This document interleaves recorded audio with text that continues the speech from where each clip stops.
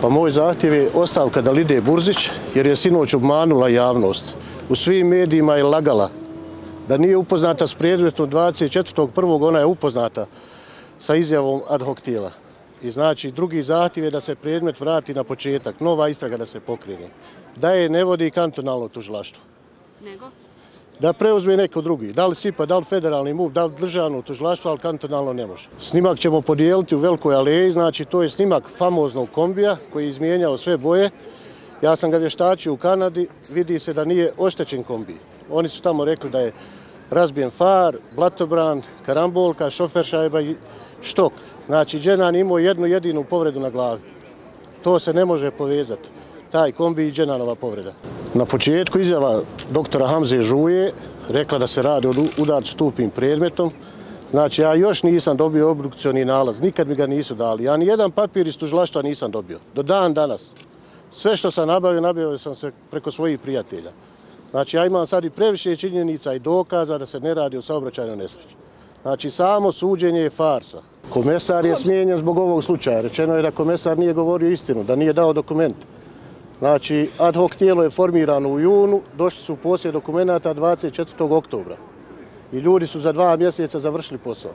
Znači, Dalida kaže da vodi drugu istragu, do dan danas je vodi ona da može, ona bi optužila tog policajca izvjesnog. Znači, nije jedan policajac, već 22 policajca. A ona kaže da vodi istraga, ako je taj čovjek pogriješio što je prenio 2 Alisine izjave, onda nije do tog čovjeka. On je samo rekao što je Alisa rekla. Znači, jučer smo na sudu čuli da Alisa laže.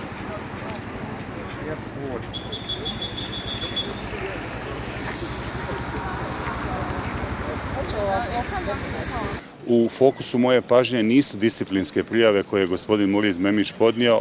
Ja se fokusiram isključivo na rad na ovom predmetu u cilju utvrđivanja prave istine.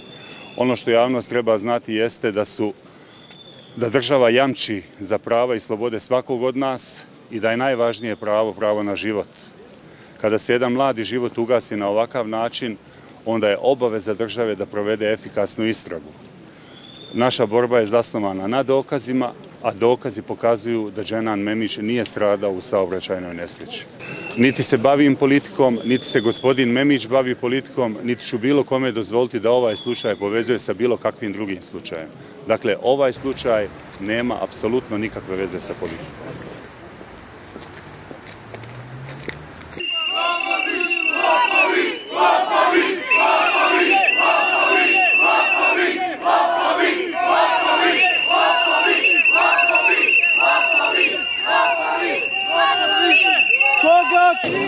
Ja sam poslao zahtjev za smjenu iz opravdanih razloga.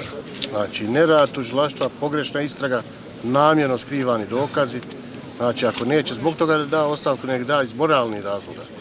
Postoji moralni razlog. Zna ona šta su mi radili, šta mi je radilo to tužilaštvo. Ona je meni 15. marta pričala o ubistvu mog sina. U svojoj kancelariji, znači prisutni ja, advokat Feraget i ona. Znači, kako je ona meni pričala, kako se je to desilo, otkud njoj ta priča. Evo, molim je da me demantuje ili u javnu emisiju zajedno da gostujemo, pa nek me demantuje. Znači, ja imam napismeno papir od nje, poslala mi da se radi o ubistvu. Oni znaju ko je ovo uradio, koga su skrivali. Samo se pitam šta im je bio motiv tim istim ljudima iz MUP-a. Tužiteljica ne govori istinu, laži. Ja je zato pozivam da podnese ostavku. 15 nas je bila na tome sastanku, ona je saslušala izvještaj, šta je nam po 30. januara da to uradi, ona zna. I čitavo jutro prebiram svaku sekundu, taj čitav dan je bio sa mnom. Svaki korak njegov prebiram u glavi, taj dan. Kad sam mu rekao, ide kući, nešto smo radili, kad je neka me s tobom. Prije na dan isto čitav dan, kad je neka me s tobom. Ne znam da to nije bio neki znak, neki šarat. Da bi pojasnio svima zašto se ja obraćam. Inače se obraćam svojoj omladini sa neke druge govornice kao imam u džematu Kovači. I uvijek molim dragog Boga da svoju omladinu ne ispraćam prije sebe, nego da budu oni ti koji će mene nositi na ramenima. Nositi me na ramenima zato što sam svojim odnosom prema njima zaslužio da svog efendiju ponesu na ramenu. Na dženazi rahmetli Dženanu sam obećao da ću biti uz njegove najbliži, da otkrijemo pravu istinu i evo godinu dana zajedno s njima, sa čestitim ljudima, s vama, dragi prijatelji, to i potvrđuju. Obraćam vam se po želji babe Muriza, imajući u vidu njegovu emocionalnu slabost zbog gubitka sina i zbog sve ove nepravedne borbe sa sistemom, ali i tuge zbog odnosa nadležnih u MUP-u i tužilaštvu kantona Sarajevo prema njemu tokom ovih godinu dana.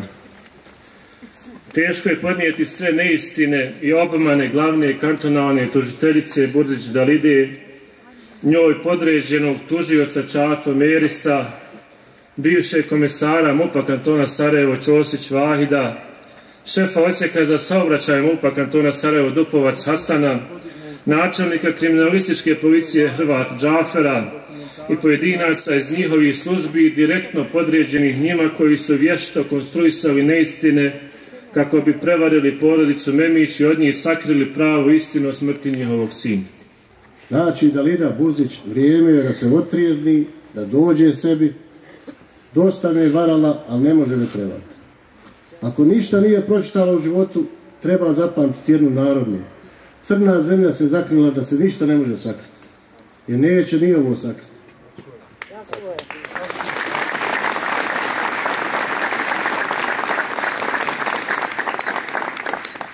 Pozivam Dalidu Burdić da podnese ostavku. I sad bi je pitao, pošto znam da gleda, koga više mrzi, mene ili advokata Ferageta? Mi nju ne mrzimo, mi samo hoćemo istinu. Ona nije sposobna da radi ovaj posao.